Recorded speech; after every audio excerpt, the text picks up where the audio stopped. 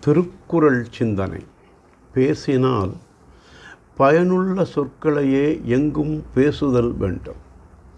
பயனில்லாத சொற்களை எங்கும் பேசாது அமைதல் நல்லது. மனம், சொல், செயல் ஆகியவற்றால் மனிதன் இயங்குகின்றான். எண்ணம், சொல், செயல் ஆகியவை பொருள் பொதிந்து புனிதம் உடையனவாக வந்தால் மனிதன் அறிவு மிகுந்து சிறந்து திகழ்கிறான்.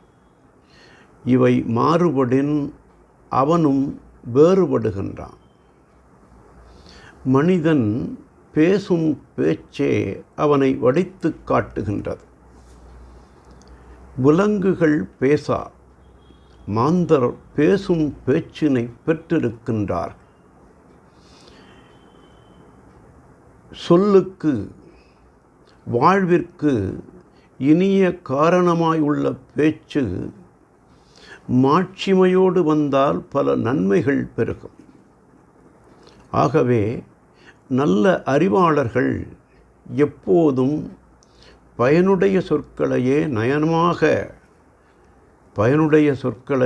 நயமாக உணர்ந்து பேசுவார்கள் என்று தெய்வப் புலவர் பயனில சொல்லாமை அதிகாரத்தில் சொல்லுக சொல்லிற் பயனுடைய, சொல்லற்க சொல்லிற் பயனிலாச் சொல் என்றார்.